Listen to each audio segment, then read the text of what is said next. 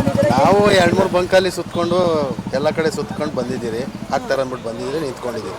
ಏನಂತ ಹೇಳ್ತಾ ಇದ್ದಾರೆ ಬಂಕವರು? ಗ್ಯಾಸು ಏನೋ ಇನ್ನೂ 3 ದಿನ ಹಾಕಲ್ದಿಲ್ಲ ಅಂತ ಹೇಳ್ತಾ ಇದ್ದಾರೆ. ಅದಕ್ಕೆ ವೇಟ್ ಮಾಡ್ತಾ ಇದ್ದೀವಿ. ಕೆಲವೊಂದು ಈ ಗೌರ್ಮೆಂಟ್ ಬಂಕ್ಗಳು ಇರ್ತಾವಲ್ಲ, ಅಲ್ಲಾದ್ರೂ ಹೋಗ್ಬೋದು.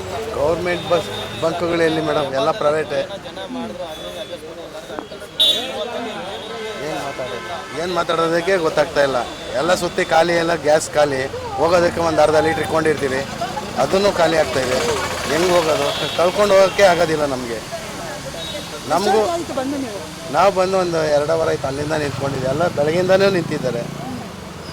ನೆನ್ನೆ ಸಾಯಂಕಾಲ ಎಲ್ಲ ಬಂದು ಹೋದ್ರೆ ನೈಟ್ ಎಲ್ಲ ಬಂದಾಗಿದೆ. ಏನು ಸ್ಟಾಕ್ ಬರ್ತಿಲ್ಲ ಅಂತ ಹೇಳ್ತಾ ಇದ್ದಾರಾ? ಹೌದು, ಸ್ಟಾಕ್ ಇಲ್ಲ ಅಂತ ಹೇಳ್ತಾ ಇದ್ದಾರೆ.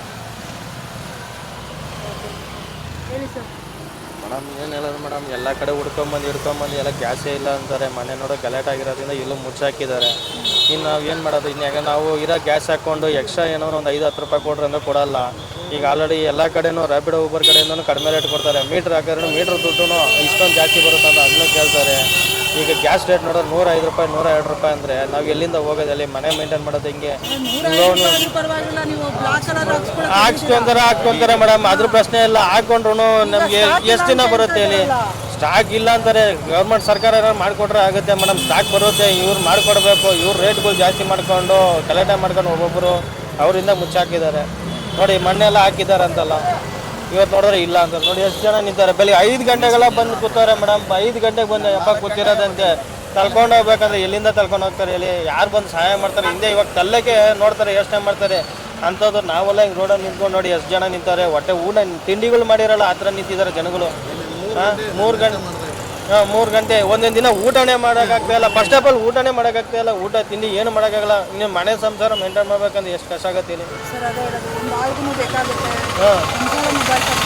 ಬೇಕಾಗುತ್ತೆ ಮೇಡಮ್. ಇದಿದ್ರೆ ತಾನೇ ನಮಗೂ ಜೀವನ ನಡೆಯೋದು. ಇದು ಇಲ್ಲಾಂದ್ರೆ ನಮ್ಗೆ ಹೆಂಗೆ ಜೀವನ ನಡೀತಾವೆ ಮೇಡಮ್? ಇವಾಗ ಅದನ್ನ ನಂಬ್ಕೊಂತಾನೆ ನಾವು ಎಲ್ಲರೂ ಬಂದಿರೋದು ಈ ಫೀಲ್ಡಿಗೆ. ಎಷ್ಟೋ ಜನ ಓದಿರೋರಿಗೆ ಕೆಲಸ ಸಿಗ್ತಾಯಿಲ್ಲ. ಈಗ ಆಟೋ ಓಡಿಸ್ಕೊಂಡಿದ್ದೀರಿ.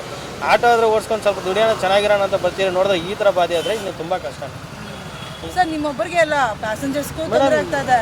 ಪ್ಯಾಸೆಂಜರ್ಗಳಿಗೂ ತೊಂದರೆ ಆಗುತ್ತೆ. ಅದನ್ನೇ ಹೇಳ್ತಿರೋದು. ಅವರೆಲ್ಲ ಎಲ್ಲರೂ ಸಪೋರ್ಟ್ ಮಾಡಿದ್ರೈತೇನೆ. ಅವರೆಲ್ಲ ಸಪೋರ್ಟ್ ಮಾಡಿದ್ರೈತೇನೆ ನಾವು ಇದು ಮಾಡೋಕ್ಕಾಗೋದು. ಸರ್ ಅವ್ರಂತಲ್ಲ, ಈಗ ಅವ್ರಿಗೆ ಎಷ್ಟು ತೊಂದರೆ ಆಗ್ತದೆ. ಓಲೋ ಬರೋ ಕ್ಯಾನ್ಸಲ್ ಆಗಿದೆ ಅಂತ ವಿಚಾರ ಬಂತು. ಇಲ್ಲ ಮೇಡಮ್, ಹಂಗಿದ್ರೆ ಎಲ್ಲ ಆನ್ ಮಾಡ್ಕೊಂಡು ಯಾರು ಮೇಡಮ್? ಈಗ ನೋಡಿ CNG ಅವ್ರು ಓಡಿಸ್ತಾ ಇಲ್ವೋ? ಎಷ್ಟು ಜನ ಓಡಿಸ್ತಾರೆ CNG ಅವರು? ಒಬ್ಬರ ಇಬ್ಬರಲ್ಲ. ಈಗ ಫೋನ್ ಮಾಡಿದ್ರೆ CNG ಅವ್ರಿಗೆ ಹಾಕೊಂಡು ಓಡಿಸ್ತಾ ಇದ್ದಾರೆ. LPG ಅವ್ರಿಗೆ ಎಷ್ಟೊಂದು ಬಾಧೆ ಆಗಿರೋದು.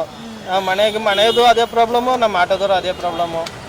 ಇನ್ನು ಏನು ಮಾಡ್ಬೇಕು ಹೇಳಿ ಮೇಲೆ? ಗೌರ್ಮೆಂಟ್ ಸರ್ಕಾರ ಕೂತ್ಕೊಂಡಿರೋರು ನೋಡಬೇಕು. ಈಗ ಕರೋನಾ ಟೈಮಲ್ಲಿ ನಿಮ್ಗಂತ 10,000 ರೂಪಾಯಿನ ಬಿಡುಗಡೆ ಮಾಡಿದ್ರು ಅವಾಗ. ಮೇಡಮ್ 1 ರೂಪಾಯಿನ ಬಂದಿಲ್ಲ ಮೇಡಮ್. 10,000 ಅಂತ ಹೇಳಿ ಎಷ್ಟು ಜನಕ್ಕೆ ಬಂದಿತ್ತಾನ? 5,000 ಜನಕ್ಕೆ ಬಂತು. 5,000 ಎಷ್ಟು ಜನ ಯಾರು ಬಂದಿಲ್ಲ. ಒಬ್ಬರಿಗೆ ಬಂತು, ಒಬ್ಬರಿಗೆ ಬರಲ್ಲ.